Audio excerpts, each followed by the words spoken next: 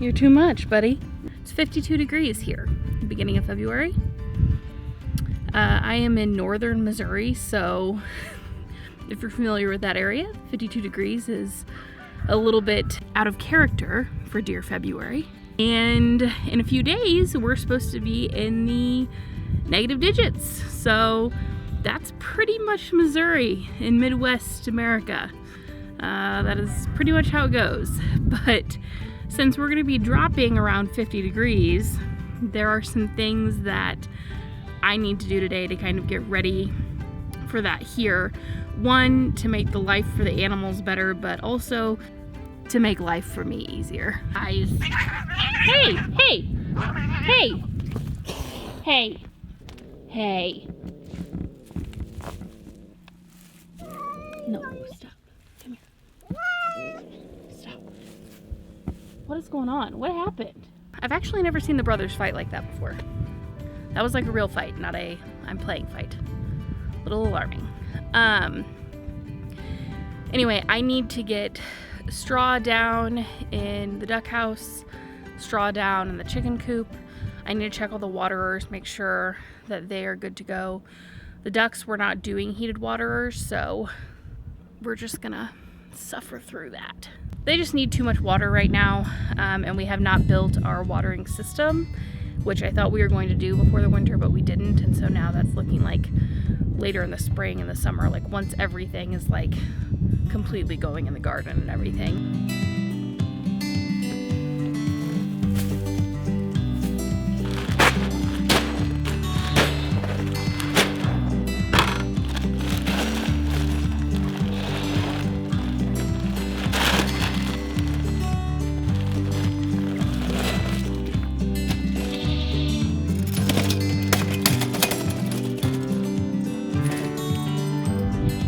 You guys like my straw wagon?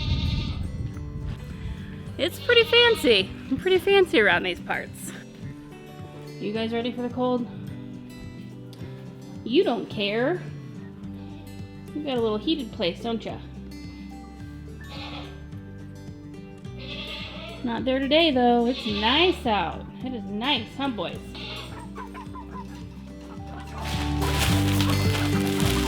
Chill, guys.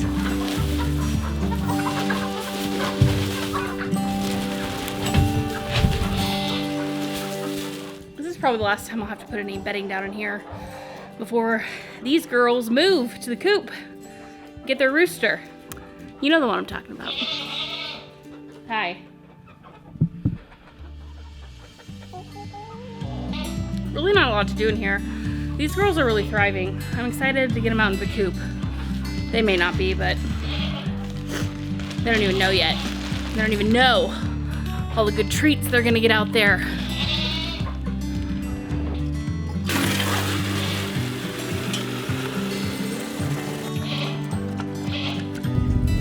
Is that nice? That looks a little angled. Is that good for you, Rosemary? That.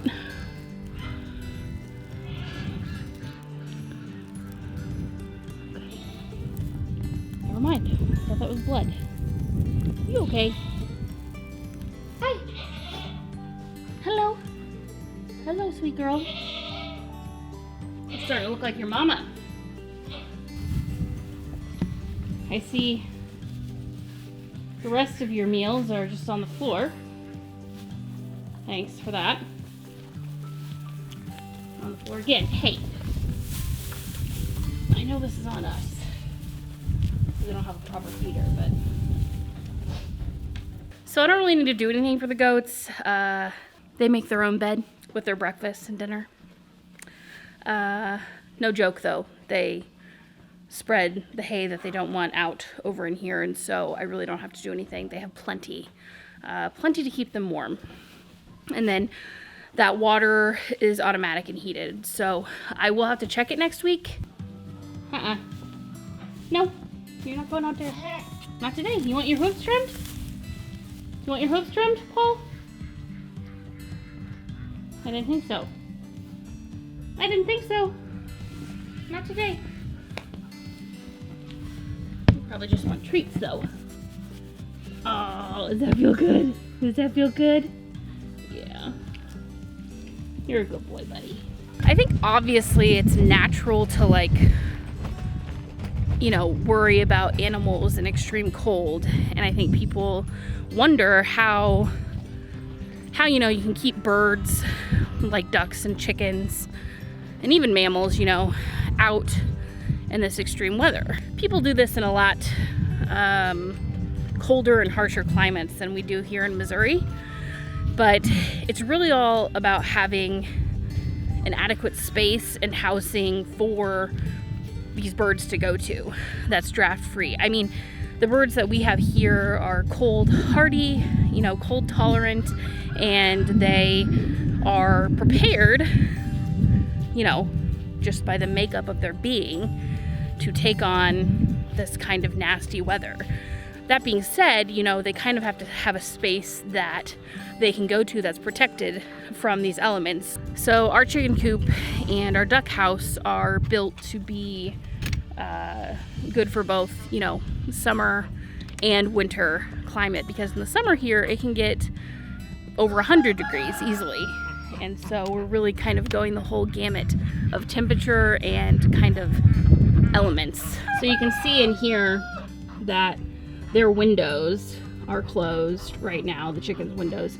The chickens have windows that in the summer are open. It's still protected by the kind of mesh wire, but we can open and close them depending on the season. And so, you know, it's still, we keep this door open during the day, and then, you know, in the evening we're kind of blocking out that harsh those harsh winds. I see a rogue egg. This has been happening in this corner here. Just gonna put this up here to remind them. There are like boards and pots. I'll try to go around to the other side to show you, but there's like pots in every corner, or like just random things.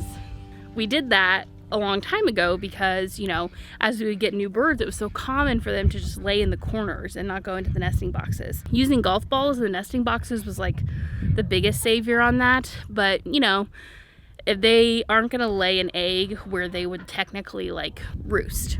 So having those like overturned pots or just like random things, it's been really good for us. This is where most of them roost at night. We kind of have the stair-stepped roost. For some reason they're just like going on this one, you know, to stay close, to stay warm, probably during these winter months. So we need to get another layer of straw down, not just for the heat sake of it, but for, you know, cleanliness. And so things will continue composting, and we'll continue adding layers here probably for the next month and a half or so. You know, you make things more difficult.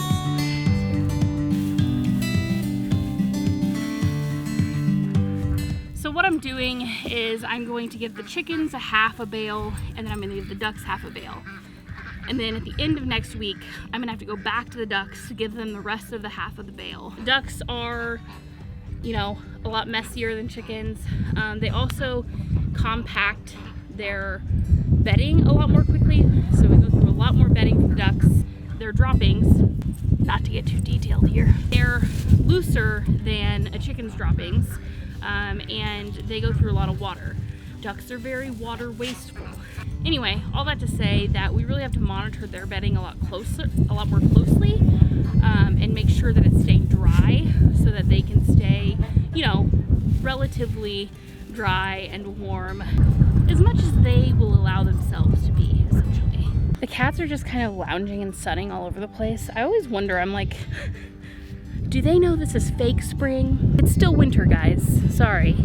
You're in for a rude awakening next week. I think people, when they're like thinking about getting chickens, you know, might be paranoid about like the mess or how difficult it might be to care for them. And really, they're just such a low fuss animal. That's why I'm so like, I'm just like, get the chickens, just do it. Hey guys. I don't know. I do not have food yet. I'm sorry. Let's check for an egg. Every day I check for an